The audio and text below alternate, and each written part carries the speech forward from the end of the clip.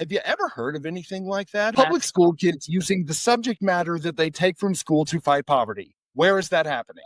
Not even in the United States, man. What we teach our kids is not a great curriculum. To be teaching kids how to solve their basic, most important needs is just so empowering, and it's so beautiful and impressive. The vision that you have, and I can't even imagine in 20 more years where you will have taken all of this. That's where it's all going. That's where, we want the students to have that great opportunity. And maybe there's an outside chance that once we've proven the concept here, that we can call the Secretary of Education and be like, I have an idea. Yeah. Right? We can build democracy into primary through middle school and high school education. We can give them a great experience with democracy, working, using the community as their laboratory, dealing with the issues that are in the community and doing it throughout their school years so that by the time they're 18, maybe we won't be at each other's throat. Yeah. Hi, friends. This is James and Karen. We are Kerouacs Cruising. We are taking you on a journey, traveling the country with our dogs and finding remote places where the dog and us can roam free and play while we discuss life's growths, beauty, and some struggles along the way. We recommend pairing our episodes with our blog at kerouacscruising.com, where we organize accurate information in an easy-to-follow format, removing all of the conversational goodies. The link for this episode's blog post is in the show notes. We encourage you to join the conversation by commenting where you listen, engaging with us on Facebook or Instagram at Kerouacs Cruising, or email us at join@kerouacscruising.com. In the meantime, thanks for tuning in. Sit back and enjoy the journey. Good morning, friends. Thanks for joining Kerouacs Cruising today. Our guest today, Matt Paneitz, has spent the last 2 decades proving that purpose can be built quite literally from the ground up.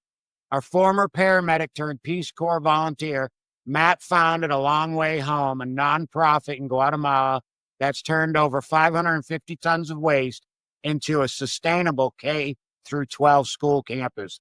His innovative Hero School model, which earned recognition from UNESCO, blends education, sustainability, and community empowerment in a way that's changed lives. Matt's story is one of service, transformation, and redefining what it really means to build a better world. One tire, one student, one lesson at a time. Welcome, Matt. It's great to be here. Thank you for this opportunity. I appreciate it. Our pleasure. Absolutely. So tell us a little bit about what you got going on. What projects you working on? Tell us about that dirt on your face. I don't remember which side it's on, but yeah, today we were doing something called mechanical concrete. And it's basically where you use tires, then you put a little bit of gravel and a little bit of concrete, and you make a road that way so that you don't have to use potentially so much concrete. So we're trying it out here at the school to make our school a little bit more accessible to our sons. Nice. That's awesome. Nice. So A Long Way Home was founded, and besides Guatemala, how far do you think you'll reach your program to other countries?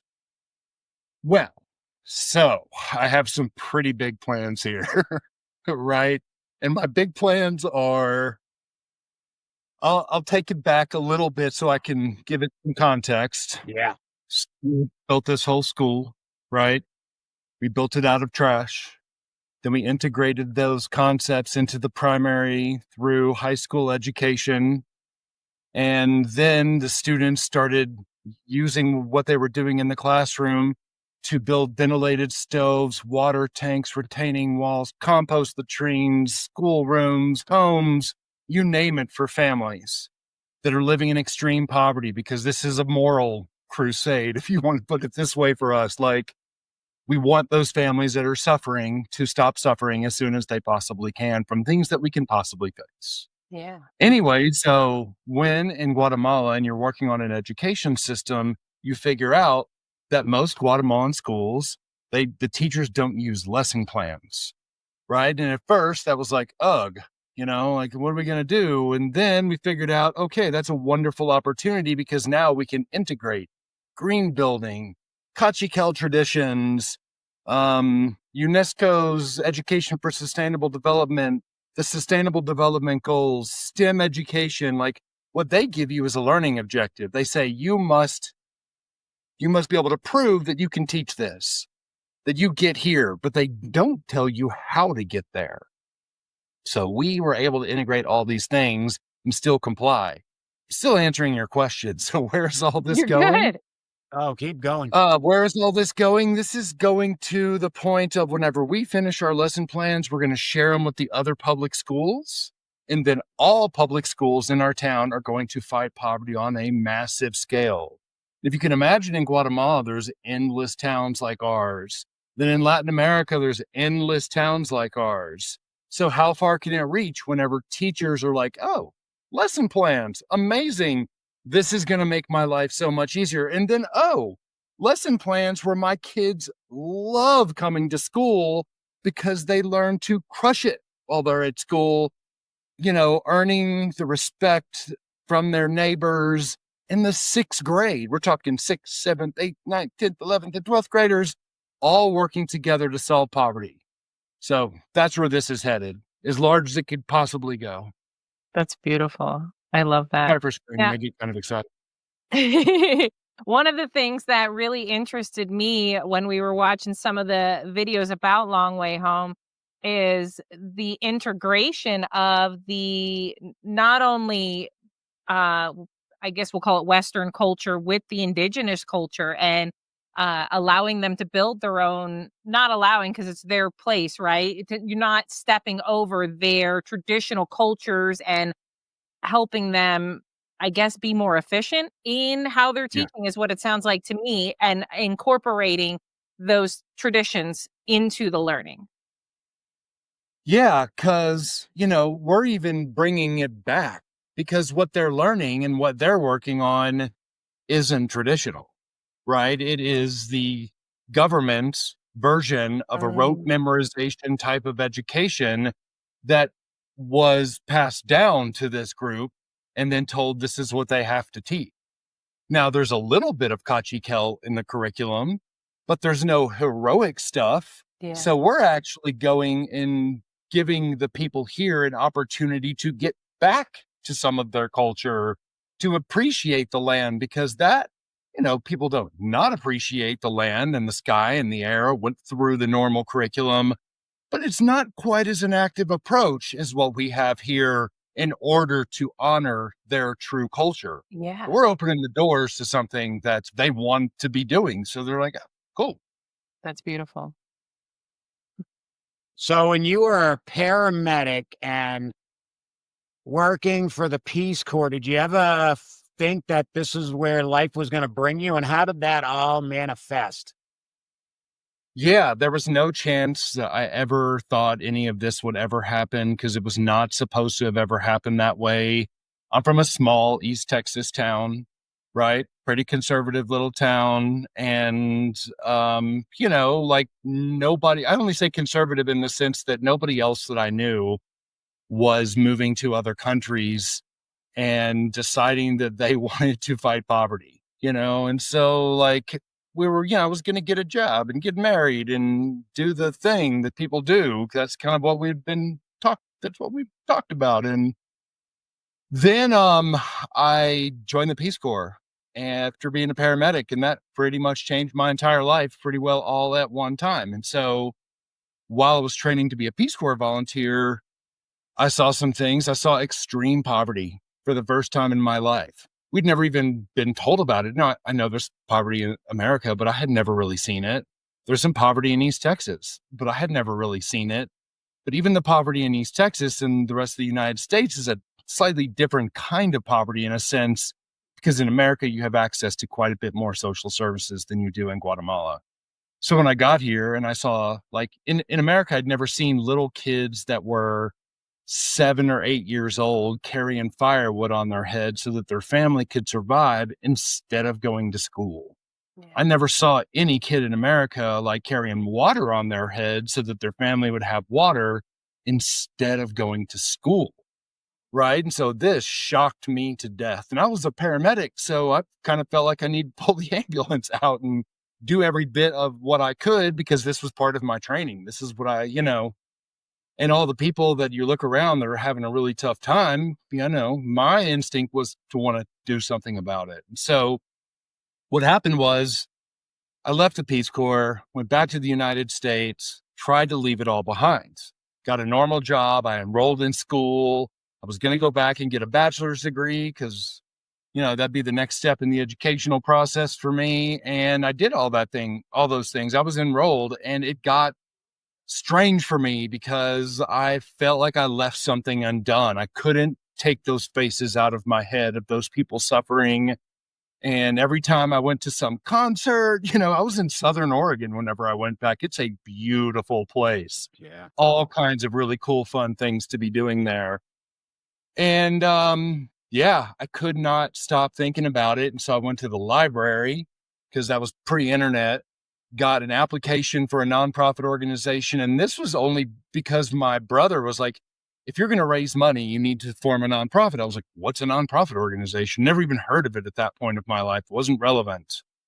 And I got the application. I was like, what's the name, right? Who's going to be on your board? I'd never heard any of these topics. And then you had to pull books off of the library shelves to understand what any of these things were.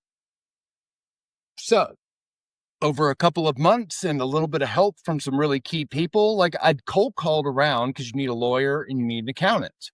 And this lawyer was like, yeah, I'll help you. I was kind of shocked. And then she found the accountant, and they both helped me for free.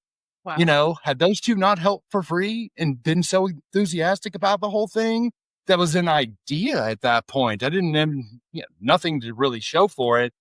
Maybe I wouldn't have done it at all whatsoever, Yeah. Anyways, I filled out the application, started a board of directors. The name Long Way Home is a Dwight Yoakam song. If you ever want to listen to the Dwight Yoakam song, Long Way Home, that's kind of what was running through me as I was thinking about all this. Sold all of my belongings, including my 1973 Caprice Classic convertible that I put back together. Because as a paramedic, you work 24 48s. On those 48s, I put that 73 back together. I raffled that thing, sold all my belongings, and then bought a $500 Volkswagen Jetta where like the sunroof didn't work, a 1988 Volkswagen Jetta, and grabbed a couple of my friends. So I drove it from Oregon all the way down to Texas by myself, picked up one friend in Dallas, another friend in Austin. We had a flat tire before we got to San Antonio. Isn't that the way it works? And the venture began there. Then we got to the border of the United States and Mexico, and I'd never tried to drive through before. So they were like, okay, show us your title. I didn't even have a title. I didn't even ask for a title when I bought the car. I kind of forgot about it. So they said, okay, I ended up giving them like, what was that piece of paper I gave them? But it was like something about, my top 10 movies that was printed out on a piece of paper. I handed it to them. So I think the camera could see that I was handing them something. And then they ended up, taking it, and they let us through, and we shouldn't have gone through. And It took 4 days or something to get it all done. So we lived on the border for 4 days with a friend. And then we spent 30 days in Mexico along the West Coast, hitting beaches on the way down. And then on February the 1st, 2005, we got to Guatemala. And so, and then I lived in a house, no running water, no electricity, no windows, not really a perfect roof. And I was there with a couple of buddies, and it all sort of started there, right? I could not have pictured any of that. Clearly none of that was planned. Right. So you didn't Yeah. have any building experience prior to this. You just got in there and just started doing it. Figuring it out. Well, to keep the joke going, no, there was no strategic plan. And yes, I was a builder. So on those 24 48s, the other thing I did was build. Okay. And I sort of like in high school did a little bit of building because I basics. wasn't very good at retail, couldn't really wait tables very well. The other things you might do while you're in school and whatnot, I was not very good at them. And so I did construction. And then the guy that I met in Peace Corps, who's the kind of co-founder, he's a building expert. Oh, right. So all of these buildings, all his design, he came up with all of it from scratch, right? because whenever we were in Guatemala, we had built this city park and things were going really well. I said to him, I said, okay, let's scale things up a little bit. We built a city park. We know there's more people here with bigger problems. Let's deal with the water tanks and the stoves and all these other things, but I want to scale it up and do it through a school. He said, all right, let's do it through a school, but how about if we build that school out of trash? He showed me Earthship Volume 1. We were off to the races. I mean, the roof behind you looks beautiful, and we've seen so many photos and doing our research, and we'll throw some of them up throughout the video. But just beautiful work. It's really, I mean, really gorgeous, artful The work. murals and stuff, just unbelievable. Yeah. Even like the veins in the walls of the trees. I mean, you guys, it's just unbelievable. So you guys came up with the idea of using trash to build? Well, so we were at Lake Atitlan. Not sure if you've ever heard of this place. Yeah, one of the most beautiful places on earth. But we were walking around and we saw an exterior privacy wall that was built using eco bricks. Eco bricks are plastic bottles filled with trash, right? And so she was doing that. So it's basically chicken wire and bottles in between the chicken wire and then a little bit of plaster. And she was doing it to, provide a little privacy for her school. Well, Adam is quite a bit, he's a builder. And so we started, laying tires down flat, filling them with dirt, and then going slightly beyond that and building entire rooms, homes, and structures. So we went a little bit outside of, doing the privacy walls. That's amazing. And we didn't come up with it necessarily. Earthship Volume 1 is where we learned about tires and using cans and bottles, like instead of cement and whatnot. But it was one book, and so you basically have to take that one book and then read about plaster and then read about rammed earth. So you end up getting a whole, assembling a library in order to understand how to do this and figuring it all out little by little. And I mean, I want to make the point. You said 2005. I mean, when we built our home off grid, we started in 2015, 16. We used YouTube University like nobody's business. You did not have that available to you. Like you said, it's a physical library. You literally have to read and research. There is no how-to videos. You are creating from scratch. Yeah. And that was a good habit, all of that reading too, because here at night, there's not a lot to do, right? It is a small village out in the middle of nowhere. There is no sort of a kind of nightlife, right? So everybody rolls up the carpets at 8, 9 o'clock and you're in your house. And a lot of that time we didn't have electricity. So, we were like candlelight reading books, right?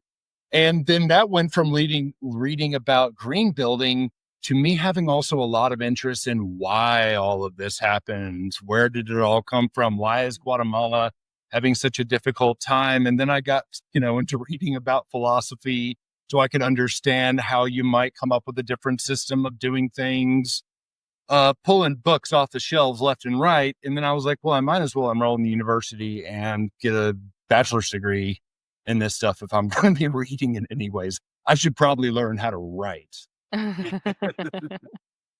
So did you do your studying to be an educator in Guatemala? Yeah, so there's a school called Goddard College. Actually, Goddard College recently closed. It's up in Vermont, and they did these, you could do undergrad and graduate school from afar, but then you had to go up to Vermont and do like a 10-day residency, which was, seeing all those trees. I'm from Texas. I've never seen anything like what Vermont looks like in the fall. So I extended my undergraduate into graduate school. It seems like so I could get an education, but it was really only to see the trees a couple more years, And so, yeah, it was one of those things. We're sitting there, eventually we got electricity, sort of dependable, sort of not dependable. And yeah, I sat here and did my assignments, build during the day, get a long way home going during the day, and then do school at night, because what else are you going to do? Yeah. So, I mean, I wish I would have found some of your videos when I was building, because, we used a lot of resources, that just stuff that people were throwing away. All my solar panels, Yeah. the people I'd connected to electricity. And, but one of the coolest things I think you guys did is taking the milk jugs and cutting shingles out of that. That is like an Yeah. idea, like nobody's business, because they're waterproof. And Right. They don't go nowhere. yeah, they're not biodegradable. So it's like, I mean, I don't know where that idea come up, but that was a genius idea to have a structure that's not going to leak. Yeah, it is actually quite shocking. And I do not know where we actually came up with that. It was probably sitting around a campfire. We had some scissors. We had a 3-liter jug. We were trying to make cups out of the jug, because we didn't actually have cups, Yeah. and somebody would probably cut the bottom out and then cut it up through the top and was like, hey, we probably could make shingles out of this, because roofing is a really big issue here. Yeah. And it's been like, we know how to do the walls. The walls you can do with a whole variety of things. You can use earth bags, you can use tires, hay bale, you can use bamboo, you can use columns, you can use, whatever you want to use. But what do you put on top, right? That is always our biggest struggle. We don't like using corrugated metal all that much, even though it's super popular, but it's like, it's high energy to produce those things. And so we've done a lot of, like this is a concrete dome up here. Mm-hmm. So we've ended up using a lot of concrete. And my understanding with concrete is if you use it well, then it's sustainable, because what else are you going to do? First of all, it's deforested here. So you can't get lumber. I mean, you can get it, but it's really expensive and it's already a big problem. So you end up asking these questions. What are you going to put on top? Right. And then so that was really nice, a nice alternative, because we use bamboo trusses. We use wood planks because we could get down to, 1 inch. And then we put the shingles on top of that to solve that problem as best we could. Yeah. No, that's it. That was super. And one of the other things that I learned from just watching and reading about A Long Way Home is I didn't realize how fast bamboo grows and how strong it really is. And, you guys are building stuff that has to get through an earthquake. Yeah. Right. Yeah, we have pretty regular trimmers, and everybody's kind of expecting the big one to come, because in 76, there was one that came and it killed a whole lot of people. Mm-hmm. Right. And so now, people are moving away from Adobe, because Adobe doesn't have columns, and the way it shifts and in the way it's square, it's not difficult for Adobe to shift and for the roof to fall in. Mm-hmm. That's kind of what everybody's moving away from Adobe, which is what they've been using for how long. Yeah. Right. And now they're shifting into cinder block and rebar. Right. And so we've been taking bamboo tires, and our whole campus is like options for what a person might do. And at least we've tried it out first. So right now I'm sitting in a 2-story earth bag dome. I'm sitting in the 2nd story. The bottom story is earth bag walls, and the top story are earth bag walls. And then we put a concrete dome with all these glass bottles. And if it was a little earlier in the day, you would see all the light shining through those I bottles. bet it's beautiful. The different Yes. colors of the bottles has got to be just beautiful. It is. Well, and in this one in particular, they're all brown. Some of them are brown and blue and green, and some of them are yellow. And we've mixed and matched throughout all of our buildings. And then to my left is, and you wouldn't be able to see it right now, is a dome that's got 2,000 bottles in the roof. Wow. Right. So it shines light from all directions. Is one of the most gorgeous buildings I've ever seen in my life. It's cathedral like. That's amazing. Yeah. So I was inspired to volunteer. So I'd like to for you to tell us about volunteering at A Long Way Home, and how do you volunteer? And I think I read, and I'm not 100% sure, you also offer a curriculum, and people can come there and get college credits and things like that. Yes. So first of all, there's, individuals that would like to come either by yourself, with a friend. We charge $85 for a week for a bed in our volunteer house, which is also off grid. And then you make your own food, and there's a market in town, like an open air market with people with like baskets of potatoes and tomatoes and avocados. And, the food is super duper cheap, right? And then we have a full kitchen, you make your own food. And then we start at 7:30, 8:00, and we work till 4:30 every single day. And the volunteers jump in with our crew that's already been doing this for 20 something years.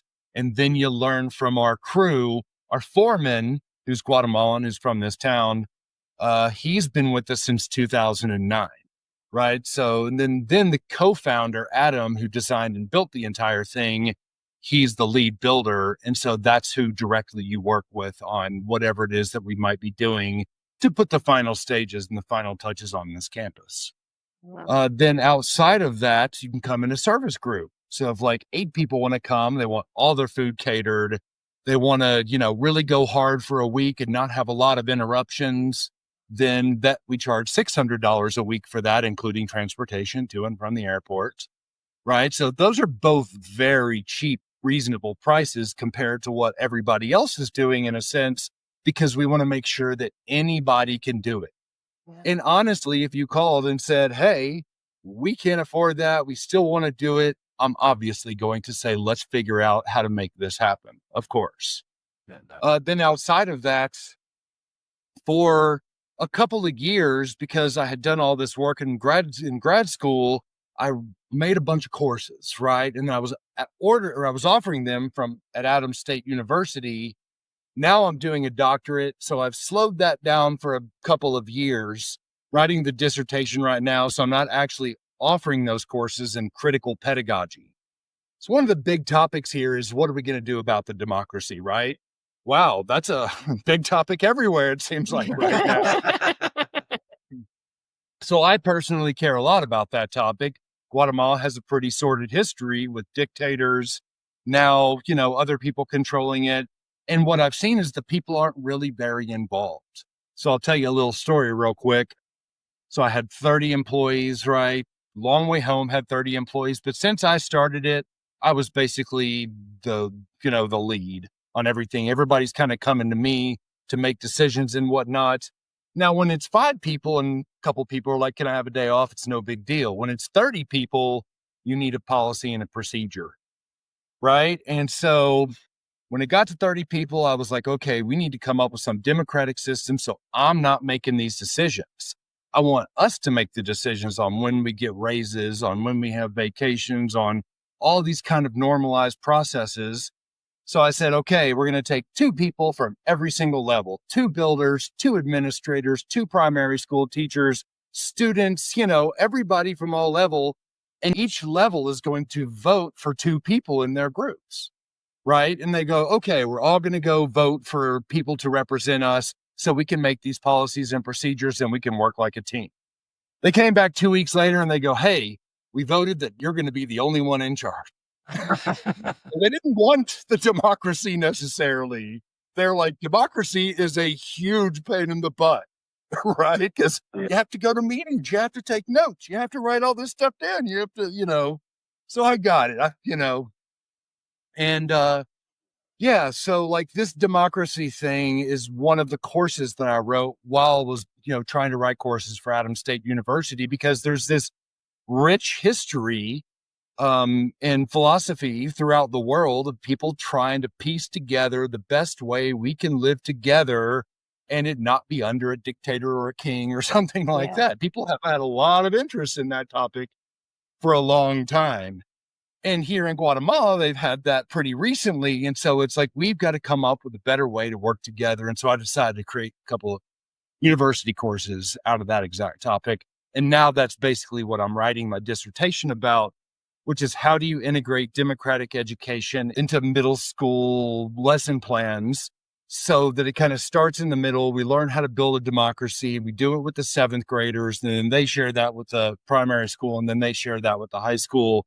And then we expand out from there, because if we're going to share our lesson plans and have a huge movement all over the world, we're going to need to be able to communicate and communicate effectively. Mm-hmm. Absolutely. Wow, I mean, that's just redefining a culture. Oh, We're it's going to just create a little bit of our own culture, you know, and they're all up for it. They're like, yeah, there's culture that has existed for a long time. What are we going to do now? Yeah. Sir, I guess circling around that, I imagine, especially when you first came in 2005, you had, I mean, there a little bit of butting heads or any kind of like difficulty getting established there to, I mean, you're there to help, but do they want your help at first, or what was that kind of like to get involved with the people? You know, you might think that there's a little bit of anti-American sentiment Yeah. considering the overlap between what happened here and some American, foreign policy decisions that were made. Really, what happened in their history, they don't teach all that much. So people don't really know how much they maybe should not like Americans, you know? So they don't really know. And so we have that to start with. And then, like, the way that we decided that we were going to earn their respect, because how do you earn local people's respect? Is a big question. Not like we put it on a chalkboard or anything, but the answer to us was we're going to work, and we're going to work hard, and they're going to see us do it, and we're all going to do it together. So when it's time to pack an 18-wheeler tire with dirt that takes 30 minutes of swinging an 8 to 10 pound sledgehammer, we did it right there with them. Right. And we would start at 5:30 in the morning and keep going until 7. And we did it right there next to everybody. And they saw us do this and work hard. And we weren't trying to be like manipulative. This No. is actually who we are. We're not like we want to earn their respect. We're like, let's be us and let's see what happens. Cause we knew that we had the work ethic, and then the locals are like, wow, these people are serious. We can work with that. We can appreciate them. They're not asking us to do things that they wouldn't do themselves. And that goes a really long way, right? They really appreciated that. And so there wasn't much resistance. We've had some weird moments, of course. There've been a couple of people who've yelled at us from across the street and be like, conquer or go home, but nothing threatening. Now, I've got more stories of some semi-threatening situations, actually, where the community did bind together and go, okay, well, when I say the community, a, a group of people were like, we want the North Americans to leave. So I was actually in a room. They were trying to get me to sign some documents to give our land where our school is that employs 25 people and educates 178 people. There were some people that were like, we think you should leave and give us all of our land back. It's 2 acres. We didn't buy 60,000 acres. It's 2 acres, right? Yeah. And then whenever all this was happening, all of the students and teachers and parents from our school came to town, and they demanded basically a release and let all of this slide, and it all kind of died. So there have been awkward, weird, difficult moments. And the more I think about it, the more I could probably come up with a few better stories. However, there's such a wonderful spirit around this. All the people that are involved, the parents, of course, of the students, they have a lot of interest in making sure we're doing okay. Yeah. And they insulate us from anything that's going on. If like they hear that somebody's like, there's some extortion going on in town, they let us know. They go, hey, don't go down this street at this hour. This is what's happening. They always let us know. And the teachers and the parents, we've sort of have a little network, and we all, from what I can tell, they're all pretty thrilled that we're here. Everybody's pretty thrilled to have all the infrastructure in their houses and the jobs and Yeah. everything. And we, everybody treats everybody with respect. Yeah. I love that. So obviously you went from being in the United States to living in a third world country. I mean, like you said, you had no running water, no electricity. How did going to a simpler life reframe like your moral values and what's important to you in life now? I don't know that I had moral values. Like, I guess my mom set me in the right direction and probably told me to, how to eat with the right silverware and, to have values and be kind and loving and have manners. And she taught me well and everything. But as far as like, I must help my brothers and sisters that are living in extreme suffering and starving and having a really tough time, I think all that came from the music and the literature and the movies, like how much music is there about doing not this exact thing, but living your passion, and being creative and all, I was a Dead fan for a really long time. And if you listen to Dead music and you pay attention to those lyrics, I'm pretty sure this is what Jerry was talking about. That's like, amazing. I'm pretty sure this is what Jack was talking about when Mr. Kerouac was riding on the road. I had On the Road in the car in that 88 Jetta. I was reading it as we were going to Mexico, Oh, wow. I wanted to live it. It was not enough for me to read that stuff. Yeah. I wanted to live what I heard in the music because I believed every single, most of what all of those amazing people that we revered so much for being so wonderfully creative. Well, they guided the way. And then you mix that with a little bit of Mandela, right? A little bit of Che, a little bit of these other folks who have gone out into the world and been like, all right, this is what I'm going to do in the face of my brothers and sisters having a hard time. I'm going to put it all on the line. Yeah.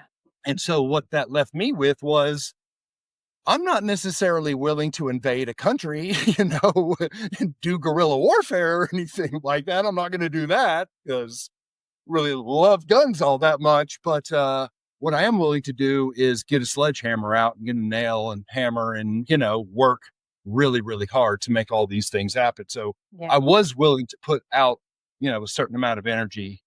And those people I read, I couldn't have, I read all of them, every single one of those people that I could have possibly read. And I read the bad ones, right? I was very curious, like when, World War II happened, all of these terrible people that emerged from that space, they've written books by now about all of them, all the bad people in the world also have books written about them. And I've also been very curious, like what would make them want to do such horrible stuff? So it's cross-referencing all that would lead me to the space of thinking that I'm responsible for my brothers and sisters' well-being, no matter where they are in the world. Yeah. Yeah. Man, that's like so powerful. And you're moving villages. You are just creating so much joy for people, really. So I can say that I've never really experienced poverty like you're talking about. I've seen it on TVs and documentaries, but I have not experienced, poverty where they can't have a glass of fresh water every single moment they want one. Right. Yeah. So one of the big experiences too was we went to the Guatemala City dump one time and then saw the orphanage that was next to the Guatemala City dump and then saw what people were doing when they were, throwing people into the dump, because there's people that throw people into the dump. And then seeing that those orphanages have too many kids, right? And so not only can they not have a glass of water, they get rescued, thrown into the orphanage for a minute that's doing everything they possibly can. It's overflowing. And sometimes those kids have to walk back out into the street the same day that they get rescued. Right. So, I mean, as an ambulance driver, I think I picked up people for a stubbed toe on occasion, like we pick up people for all kinds of reasons that doesn't necessarily mean you have to have an ambulance. If what was happening here was happening somewhere in the United States, we would send in the National Guard, right? It would be deemed an emergency that needs to be dealt with immediately with all of the resources we could possibly muster.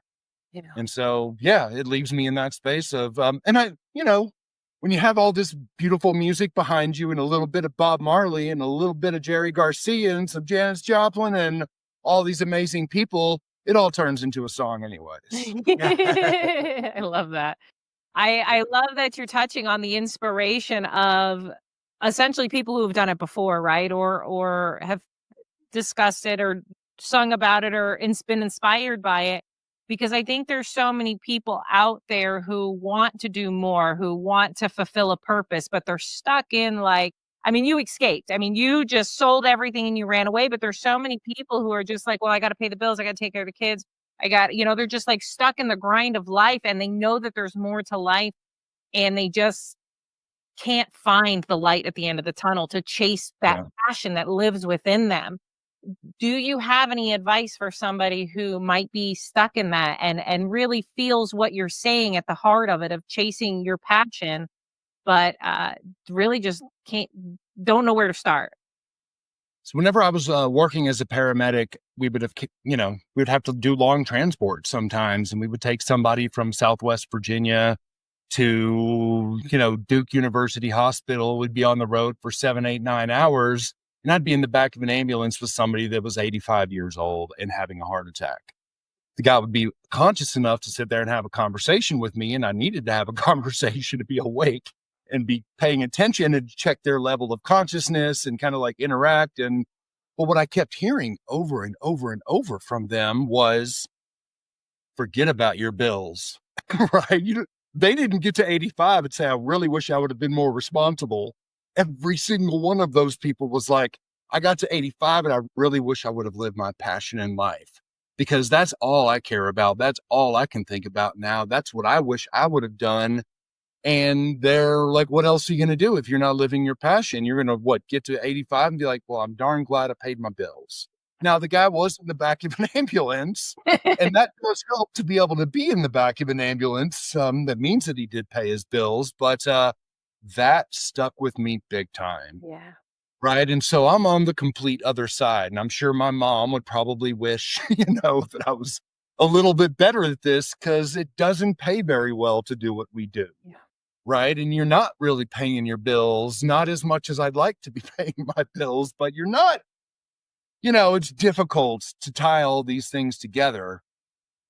Because Long Way Home doesn't pay us all that much, and money wasn't going to stop us from doing it. And so, I go out and do carpentry work, and I have the ability to do a little bit of this and that. But what I can say is that I don't have a very good bed, but I sleep really, really well every single night. Right. I don't know how to say this the right way, but I feel very happy, and it's not really something that anybody can take away. Yeah. Like in the worst moments, I get sad and overwhelmed, and I've seen a lot of pretty tough stuff, but there's like this sense that you've done and you've lived your passion that makes you kind of float a little bit, Yeah. Yeah. So that's if you want to float, live your passion. That's it. Agreed. That's beautiful. So, living in Guatemala, have you absorbed all the beauty? Like, not to get off track on what you're doing there, but the Maya cities that's been there for 3,000 years, and just Guatemala is such a beautiful place. Yeah. One of the cool things about living here is you can hitchhike pretty much everywhere you want to go. Cool. So that means that it's an agricultural country, and everybody has a pickup truck, and you stand on the side of the road, and, 30 trucks in a row are going to be all agricultural trucks, and you can jump in the back and go as far as they're going. And then you're going to find another one, and you can do that all over the country. Wow. Right. And that is a lot of what I did while I was a Peace Corps volunteer, and quite a bit of that in my early years while I was living here. And so, whenever you get to know the people here, what you do is end up finding out like the little jewels that nobody knows about, like the volcanoes, that there is a lake at the top of the volcano. Right. Wow. And then once you get to the lake at the top of the volcano, then there's going to be some altar that is not a touristy thing yet. Yeah. That has been discovered, but has not been developed in any way whatsoever. And then, the conversations, right? Because I speak Spanish, I'm able to get in the back of those trucks with other people that are also hitchhiking around, not around the country as a tourist, but using it as their means of transportation. Yep. And if you're going to be in the back of a truck with somebody for 2.5 hours, you sit there and talk. And then they throw a little bit of music on and you hang out. And that was how I learned Spanish a lot of the way, was listening to the local music, cruising around, having conversations, and then ending up in situations where it'd be like, all right, well, we're not getting any more rides tonight. I'm like, where am I going to stay? And then somebody's like, yeah, you can stay at my house. The kindest, sweetest, gentlest, most inviting people. If they had 2 pieces of bread, they would definitely give you one. 99.9% of the times has been my experience all the way through. And they're every bit as curious as we are. Yeah. But as far as like ancient culture goes, I've been to the big ruins, right? There's one in the north of Guatemala, which is called Tikal. I've done the sunrise tour. There's they're selling beer. There's like beer signs. So it's like a Mayan ruin, but they also merchandise. I don't know if you remember from Space Laws, merchandise, right? There's a whole merchandise aspect to it. And you can get off the beaten path and go see a lot of things. And what's cool about being a Peace Corps volunteer is they drop 250 people here, all in different villages. So you have 250 friends in random villages that nobody would ever have any reason to go visit. Like there's nothing touristy about any of these touristy about any of these touristy. I don't know what that word is. Towns, right? And you end up in the middle of nowhere and you end up going to see all these cool places that you would otherwise have no reason to see. And I have done it extensively. That's awesome. That's what an incredible opportunity, and to appreciate the beauty and the culture of where you're at so much, and then to be able to feed it is just really, really amazing. What a beautiful gift. Well, I love working with these folks too, because there's like a resilience going on here, whenever we're, 4 or 5 North Americans and 20 Guatemalans and, like sometimes in construction or hiking or whatnot, we're very geared out, right? We have the right shoes and the right pants, these guys pretty aware, they could darn near go shoeless, right? They could eat 2 tortillas with a little bit of salt and work 9 hours. They're like Green Berets, Wow. like they can handle everything. And I don't know that in the whole time I heard 4 complaints from anybody. Wow. And they had more to complain about than anybody, right? Yeah. They had some pretty tough lives going on after they'd leave work, because a lot of the guys would they'd carry their hoe to their little field a mile away, hand manage their little plot of land to grow maize, and then come work with us from 7 to 4, and then go back out into the field and do more field work so their family can eat. They're tough and they're amazing and kind, and yeah, I'm a big fan of working with these folks. Yeah. How incredible. How inspiring. I imagine, I mean, you kind of said it, but I imagine every day you're just like, how is this my life? It's amazing. I am, yes, curious how anything like this could ever happen. I don't know. Amazing. And, through our journey, we have discovered that experiences is far more valuable than any monetary anything. So we're trying to live life through experiences and meeting folks like you. That is really, you're changing the world. I'm going to sure do my part while I have a chance. I sure, it's like when one of these little kids who's carrying something on her head and there's a big thing of water and is like, I melt. I'm like, okay, I'll help, And I want those relationships with human beings, right? I want to be known for that. I want that to be the exchange that I have, not only with that person, but, with the volunteers. Yeah. It's amazing to struggle with people. People have come here from all over the world. We have 30 people from Greece here right now who are doing a service learning trip. They don't speak even all that much English, yet we are we're in this struggle together. The word in Spanish is la lucha. We're struggling for life together. That is what I want. I want to experience my brothers and sisters out in the field, working hard, figuring stuff out, experiencing beauty. There's going to be some pain along the way. We're going to get confused. There might be an argument, but we have a tendency to recover pretty well when the topic is what it is that we're doing. Yeah. I really enjoy all of these interactions and getting to know people this way and having those experiences. How about that? You're bringing a lot of love to a lot of people. I'm a huge fan of that word too. You really are. I mean, it's just amazing. I was so excited to research you, a long way home.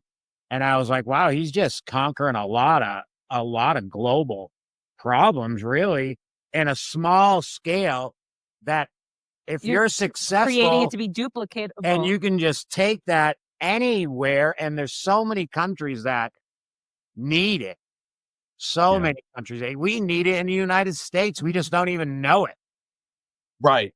And I would love to do more in the US. And I wish I could apply, but there's building codes. Yeah. There's some building codes here, but they're not quite as strict. So, if I was to move to Massachusetts and say that I want to build a 2-story earth bag dome, and then have people that are, struggling financially do that. It's like a whole other level of thing. And I'm sure there are a lot of people doing all kinds of wonderful work like that. And I'd love to be able to do more of it in the US, and maybe I will get to one time at some point. But for now I'm going to focus on Guatemala because they're having a really tough time. Yeah, it's amazing. So we definitely will put any and all links in the show notes. But if anybody wants to reach out to you, support Long Way Home, be a volunteer, what is the best way for them to contact you? Well, you can call me directly. How's that? 978-992-2331. Yes, add me to all of your marketing things and all the spam you could possibly add me to. No, you can have my phone number. I'm available. Call me. Right? I'm on, I can take a phone call at any second. There's lwhome.org. We have forms that you can fill out in order to volunteer. There's 100 different ways to get in touch with me or any of the people that were around. You can message on Facebook. You can message on YouTube. You can message on Venmo. I love that. PayPal. Did you have another question? I did, but I forgot it. Oh, I'm sorry. So is there anything that we didn't touch on that you would like our audience to know or hear? I'll go back real quickly to the very beginning and reiterate that we're really excited to share our lesson plans with the other public schools.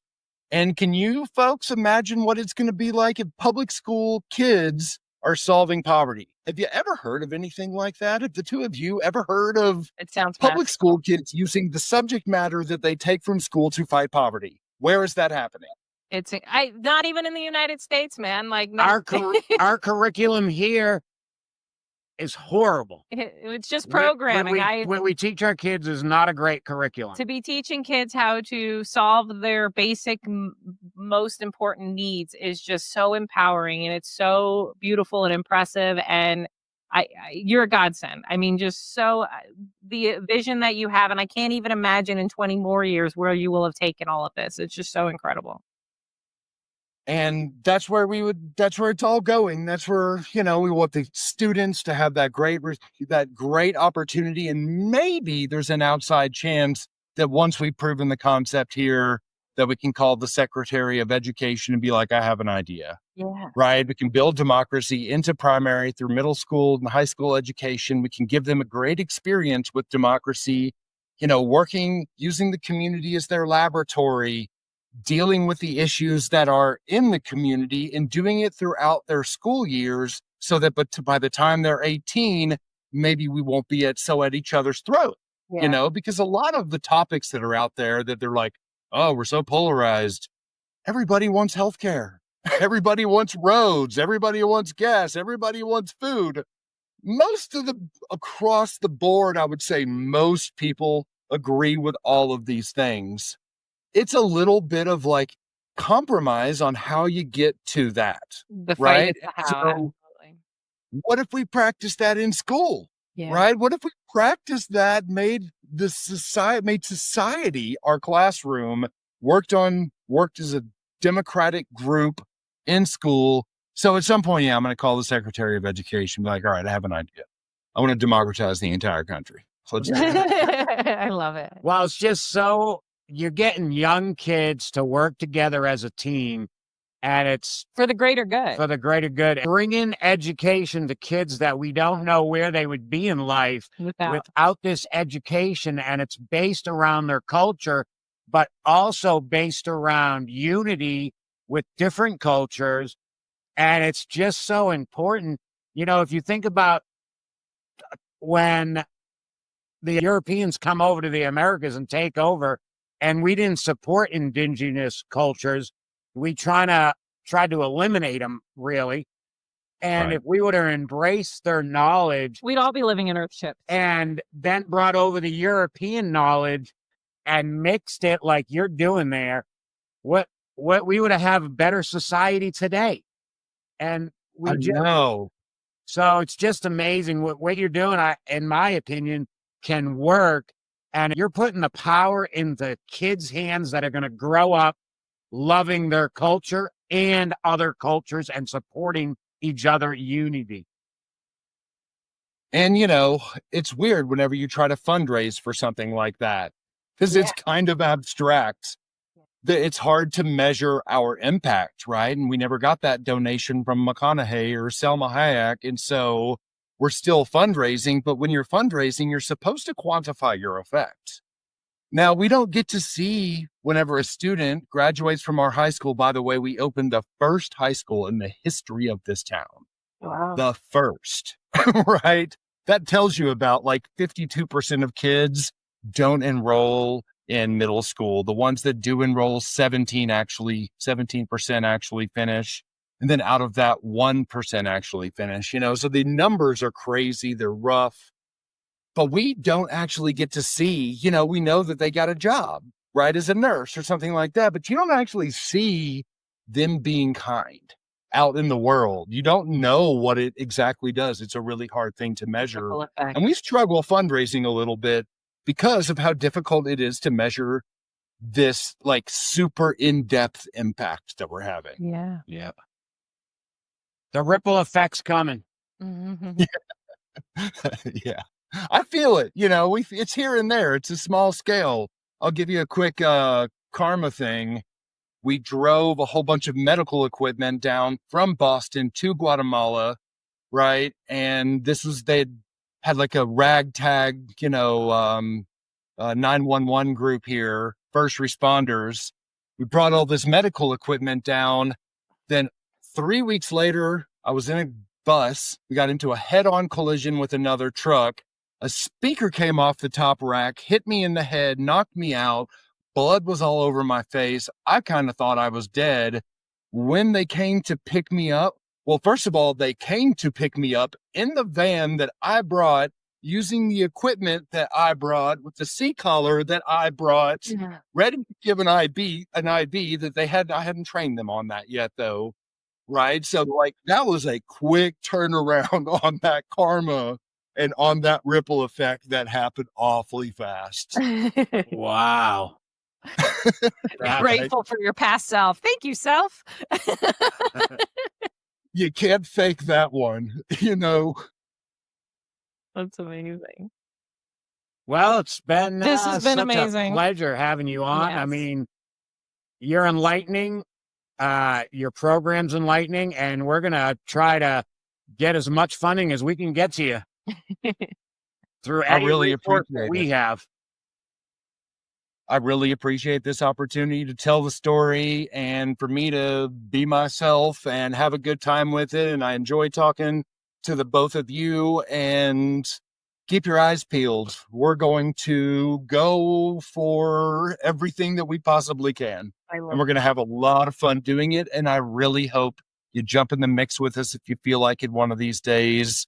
It's a pretty cool space. I'm definitely, you're like one of the most famous people I ever met. You're on my bucket list. You're on my bucket list. I want to go help you. Please. Yeah. And I don't mind hard work. I like hard Cool. work. So, and if you don't mind a little outdoor off-grid living, which it sounds like you guys know a little bit about that too. Huh? That might be our forte. We are very good at conserving water and electricity, and we're very good at generating water and electricity through solar and water catchment and wind power any way you can get it. So I am handy with that kind of stuff. You would be awfully useful around here. I am not handy with a computer. That's my yes. And as we were getting this organized, clearly I am not either. That's all right. We connected. Hey, friends. So we just wanted to pop in really quick. We've been really fortunate to have a lot of really inspiring conversations with a lot of really cool people, Matt included. And as we have been chewing on our conversation with Matt over the last couple of weeks, we kind of felt inspired to do a little bit of a wrap up. Might become something we do after these interviews, because I feel like the conversations kind of stick with you, right? I don't know, they move us. So in this conversation with Matt, we talked a lot about, world changing things that he's doing, as well as, it being his passion and being something that, everybody in the outside world would think is crazy for him to go chase, especially when he talked about his origin story. So I just thought it was an inspiring opportunity to make the point. I know it's really hard right now. The world's a little bit scary. There's so many things going on, AI taking jobs and unsure economies and things like that. And it can be really hard in moments like this to think about what your passion is, or think about following your purpose, or, these vague things, when all you're worried about from day to day is survival. But I think James and I have found focusing on the things that move you and something that's bigger than just your day-to-day life, even if you just integrate it just an hour a week, can really be the change-making difference in being able to push forward. Well, what I want to say is thank you, Matt. Your interview was totally inspiring, and you're such a young guy that went after your purpose in life. It's a big problem. And changing the world, one brick at a time, one student at a eco time. brick at a time. And I was really moved because you were so young, but knew what your purpose was. And you're solving world problems by integrating trash, teaching people how to build with trash, and not only build with the trash, that's only a small piece of it, but working together with different cultures to build a school or a community and so much more. And you did it with very little support from anybody, and really no support from, definitely not support from the United States. You go to Guatemala and you decided you have a dream, and it was so inspiring. So you take trash, build a community and a school, but then you build an education program, and now you're integrating cultures and teaching really poverty-stricken communities and showing them the world in a different lens. It was moving. The work you're doing is unbelievable.